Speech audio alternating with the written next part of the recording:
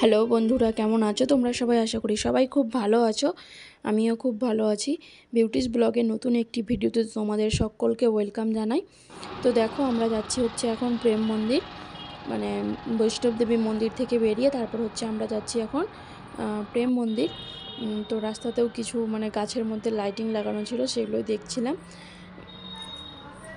তারপর দেখো, এটা একটা মন্দির না কি যেন একটা ছিল, এখানে নামিয়ে দিয়েছিল আমাদেরকে টোটোওয়ালা। তারপর ওখান থেকে আমরা হেঁটে হেঁটে যাচ্ছিলাম।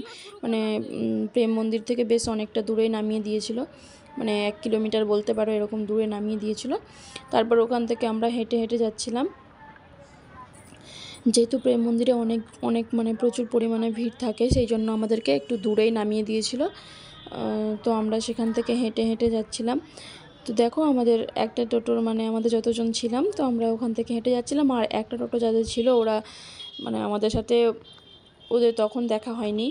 একদম শেষ পর্যন্ত ওরা মন্দিরে ঘুরে টুরে তারপর হোটেলে চলে গেছিলো, কারণ ওদের সাথে আর দেখাই হয়নি। প্রেম মন্দিরে গিয়ে যে কাউকে খুঁজে পাবে সেরকম কোনো অবস্থাই নাই। এত ভিড় আর এত ভিড়, আর ওখানে মন্দিরের ভিতরে কোনো নেটওয়ার্কও পাওয়া যায় না, এরকম একটা ব্যাপার। তো দেখো, এরপরে আমরা চলে আসছি একদম প্রেম মন্দিরে। এই যে দেখতে পাচ্ছ, রাস্তাতে ভিড় একদম শুরু হয়ে গেছে। এবার আমরা প্রেম মন্দিরে ঢুকবো। তো প্রেম মন্দিরে গিয়ে আমার এতটাই ভালো লেগেছে যে আমার ওখান থেকে বাড়ি আসতে একদমই ইচ্ছে করছিল না, হোটেলে আসতে। আমি তারপরের দিনও বারবার বলেছি আমাকে আবার নিয়ে চলো, কিন্তু যেহেতু আমাদের অনেক জায়গা ঘোরার একটা প্ল্যান ছিল, তো সেজন্য আর যাওয়া হয়নি। কিন্তু তবুও ভগবান যদি চায়, আমি আবার কোনো দিন বৃন্দাবনে যাব, কারণ আমার বৃন্দাবনে একদমই মনটা ভরেনি। আর আমার বারবার করে ওখানকার কথাগুলো যখন মনে পড়ে, তখন মনে হয় যে আমি কেন বাড়ি আসলাম, আবার যদি ওখানে যেতে পারতাম। তো এই যে দেখো ভিড় কতটা। তো আমি শুধু ভিডিও নেওয়ার জন্য একটু ওই সাইডে হয়েছিলাম। তারপর আমার হাজব্যান্ডদের আর খুঁজে পাচ্ছিলাম না, এরকম একটা ব্যাপার। তারপর ওরা ভিতরে ঢুকে গেছিলো। তারপরে আমি আবার আমাকে ফোন করলো, তারপরে ঢুকলাম। এটা হচ্ছে বাইরের গেট।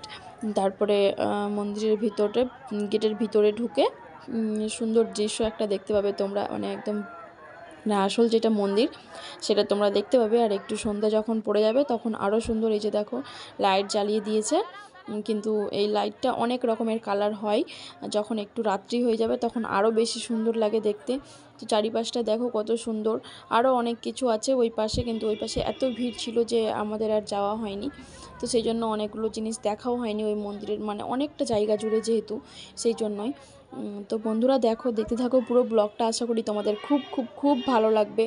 আর দেখো, এবার একটু রাত হয়ে গেছে। তারপর দেখো, এই যে এরকম এটা ঘুরছিল। তারপর আরও অনেক জায়গায় অনেক কিছু আছে, যেমন একটা তোমাদেরকে দেখিয়েছিলাম যে জলের ফোয়ারার মধ্যে লাইট শো, সেটাও দেখছিলাম অনেকক্ষণ ধরে দাঁড়িয়ে। তারপর এইসব রাতের বেলাও দেখতে সুন্দর লাইটের জন্য, আর দিনের বেলা আসলে কি সবটা বোঝা যাবে যে কোথায় কি জিনিসটা আছে, এটা একটা ব্যাপার। তো দেখো, আমরা এখন মন্দিরের ভিতরে ঢুকছি, আর বন্ধুরা দেখতেই পাচ্ছ কতটা ভিড়। একদম পুরো মাথা খারাপ, এত ভিড় আছে মন্দিরের ভিতরে। তো চলো বন্ধুরা, পুরো ভিডিওটা তো তোমরা দেখতে থাকো। আশা করি তোমাদের খুব খুব খুব ভালো লাগবে। মন্দিরের ভিতরে কতটা ভিড় আছে, কতটা কি আছে, সবটাই তোমরা দেখতে পাবে। তো দেখতে থাকো। এতটাই ভিড় ছিল যে আমরা হাঁটতেই পারছিলাম না, মনে হচ্ছিলো যে আমাদের পায়ের উপরে কোনো ভর নাই, মানুষের গায়ের উপরে ভর আছে।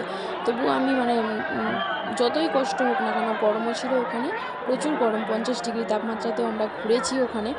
এটা একটা বড় ব্যাপার যে 50 ডিগ্রি তাপমাত্রা কোনো কথাই না ওখানে, এতটা গরম, এতটা তাপ। তবুও আমরা ঘুরেছি, মনের মধ্যে অনেকটা এনার্জি নিয়ে ঘুরেছি। তো দেখতে থাকো, এই যে দেখো অবস্থা, সব কী অবস্থা। তো দেখো, পরে কথা বলছি।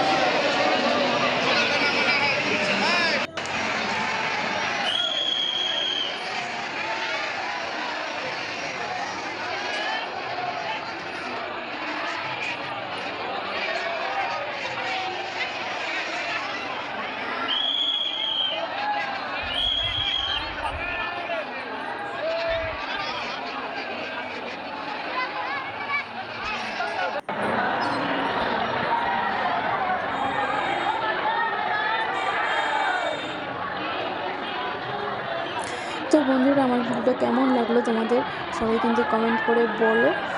আরও আমার কাছে যেগুলো ব্লগ আছে আমি সেগুলো সবটা শেয়ার করবো তোমাদের সাথে।